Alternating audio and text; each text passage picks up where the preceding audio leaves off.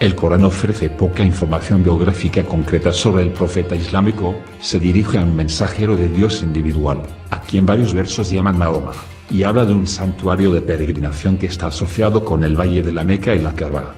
Ciertos versos suponen que Muhammad y sus seguidores habitan en un asentamiento llamado Al-Madina, la ciudad, o Yatrib, después de haber sido expulsados por sus enemigos incrédulos, presumiblemente del santuario de Meca. Otros pasajes mencionan encuentros militares entre los seguidores de Muhammad y los incrédulos.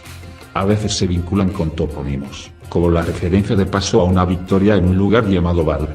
Sin embargo, el texto no proporciona ninguna fecha para ninguno de los eventos históricos a los que alude, y casi ninguno de los contemporáneos del mensajero coránico se menciona por su nombre. Por lo tanto, incluso si uno acepta que el corpus coránico documenta auténticamente la predicación de Muhammad, tomado por sí mismo, simplemente no proporciona información suficiente para un boceto biográfico conciso. La mayor parte de la información biográfica que preserva la tradición islámica sobre Muhammad se encuentra, por lo tanto, fuera del Corán, en la llamada literatura sira, árabe.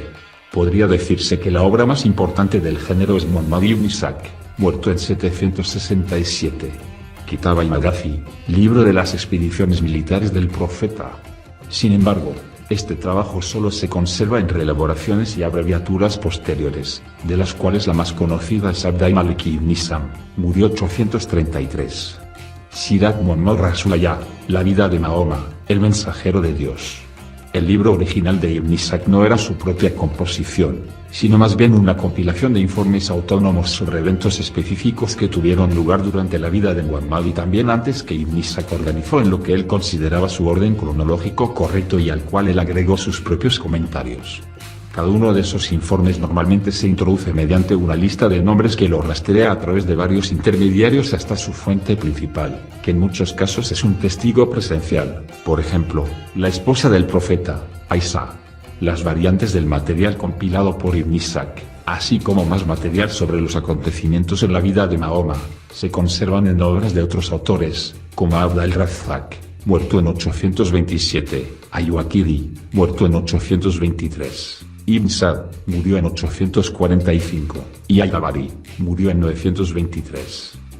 El hecho de que tales narraciones biográficas sobre Muhammad se encuentren solo en textos que datan del siglo VIII o IX o incluso más tarde está destinado a plantear el problema de cuán segura puede ser la afirmación de la literatura del Sira de transmitir información histórica precisa.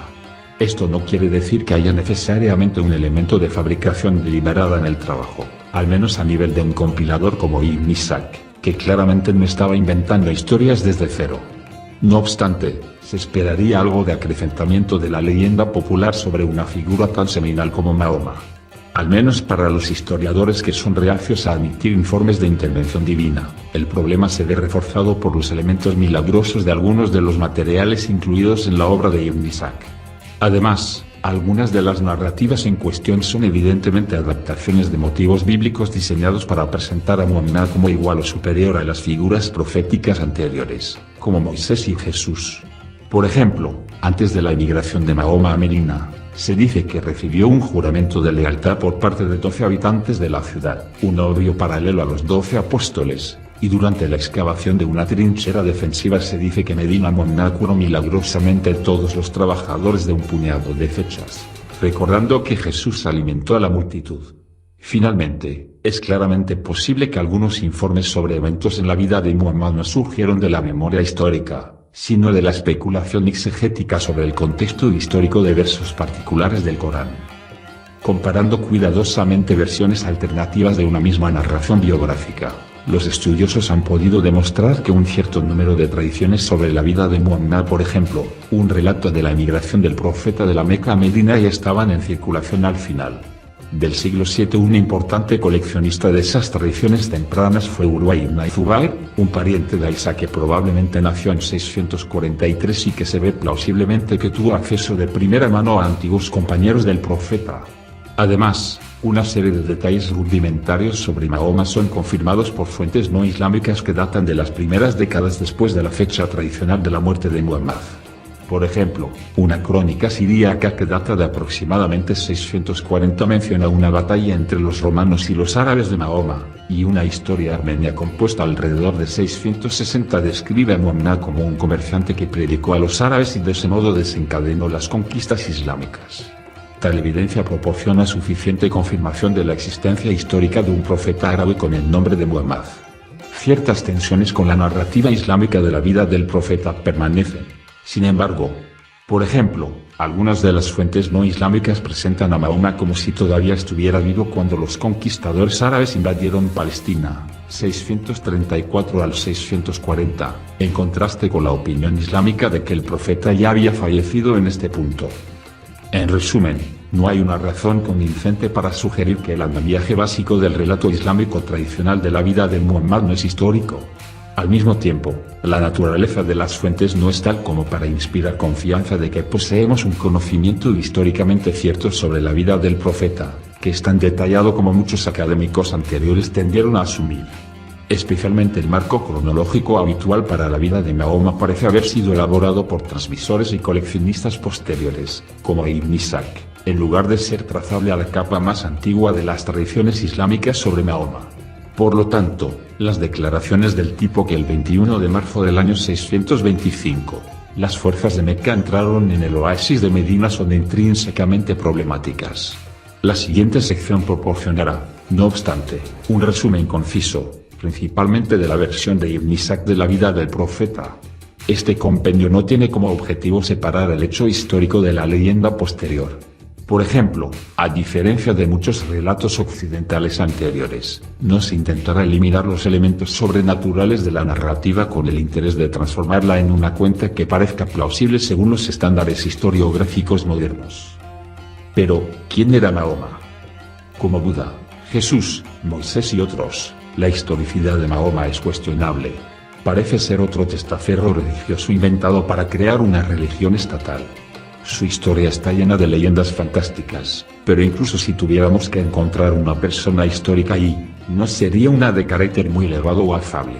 Como dice Potter, de las mujeres, su gusto corría hacia las viudas con mal humor para la recreación, se deleitaba con los zapatos rotos. Tal vez su mayor alegría fue cuando vio las cabezas cercenadas de sus enemigos.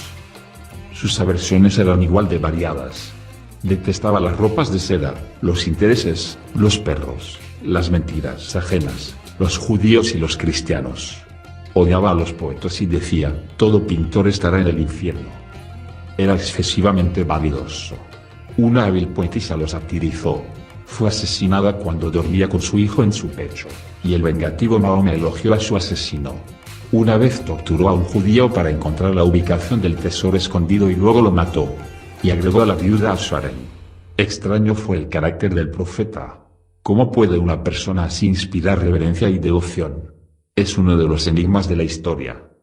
Tampoco fue que desarrollara una gran teología, ya que la poca teología que tiene el Islam, digna de ese nombre, se acumuló después de que Mahoma había estado muerto hace mucho tiempo. De acuerdo con los hadices o hadices, registros de los supuestos dichos y actos de Mahoma y sus compañeros, el profeta era de hecho un personaje que rechazaría a cualquier ser humano decente. Uno tras otro de los hadices discuten el apetito sexual insaciable de Mahoma, que incluía tener relaciones sexuales con su esposa Aisha, que tenía 9 años y que ni siquiera había alcanzado la pubertad. Varias autoridades islámicas también han afirmado que Muhammad comenzó a atizar a Aisha cuando se casó con ella a la edad de 6 años. En cuanto a cómo un personaje así podría inspirar tal reverencia y devoción, podríamos decir que fue porque Muhammad y el Islam fueron recreados por otra facción de la hermandad a los efectos de competir con el judaísmo, el cristianismo, el zoroastrismo y otras religiones. Como dice N. Morozov, hasta las cruzadas el Islam fue indistinguible del judaísmo, solo entonces recibió su carácter independiente, mientras que Muhammad y los primeros califas son figuras míticas. Detrás de la creación de tales ideologías se encuentran usualmente los que más se benefician, particularmente los fabricantes de armas de terceros, ya que estos credos divisivos siempre establecen una cultura contra otra. ¿Quién escribió el Corán?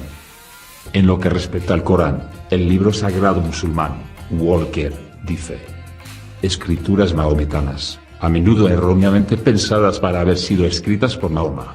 Los musulmanes no creen en esto. Pero muchos no saben que el Corán era una versión ampliada de la antigua palabra de la diosa Core, reverenciada por la tribu de Mahoma, los coresitas, hijos de Core, que custodiaban su santuario en la Meca.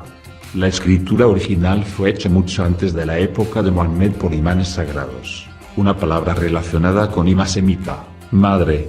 Al igual que los mahatmas originales o grandes madres de la India, los imanes originales probablemente fueron sacerdotisas del antiguo matriarcado árabe. Se dijo que tomaron la escritura de un prototipo que existía en el cielo desde el principio de la eternidad, madre del libro, es decir, la diosa misma, con el libro del destino en el pecho mientras la madre Tiamat llevaba las tablas del destino.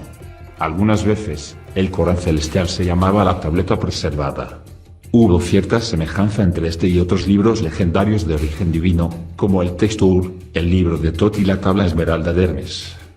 Como en el caso de la Biblia judeocristiana, el Corán fue muy reescrito para apoyar nuevas leyes patriarcales y borrar las figuras de la diosa y sus sacerdotisas. En los grandes líderes religiosos, Charles Francis Potter dice de Mahoma, es muy dudoso que haya leído algo de la Biblia. De hecho, no se ha probado que alguna vez haya leído algo, o haya escrito algo. Se llamó a sí mismo el profeta analfabeto. Por supuesto, gran parte del Corán se basa en la Biblia, tanto el Antiguo como el Nuevo Testamento, combinados con el árabe preislámico y otras tradiciones. En cuanto a la falta de originalidad del Corán, el experto en Islam Dr. Daniel Pipes dice: el Corán no es un producto de Mahoma o incluso de Arabia, sino una colección de materiales litúrgicos judeocristianos anteriores cosidos para satisfacer las necesidades de una época posterior. El erudito bíblico Dr. Robert M. Price también coincide en cuanto a la naturaleza preislámica de varios textos coránicos. El Corán se formó a partir de una variedad de textos anteriores de Agar N. De ahí las contradicciones de la muerte de Jesús, con el fin de proporcionar al Mahoma, semejanza a Moisés, una Torá propia. Experto islámico Dr. Herder Repuin concluye: mi idea es que el Corán sea una especie de cóctel de textos que no fueron del todo entendidos ni siquiera en la época de Mahoma. Muchos de ellos pueden incluso ser 100 años más antiguos que el propio Islam. Incluso dentro de las tradiciones islámicas hay un gran cuerpo de información contradictoria, incluyendo un sustrato cristiano significativo. Por lo tanto, el Corán no fue escrito por Mahoma.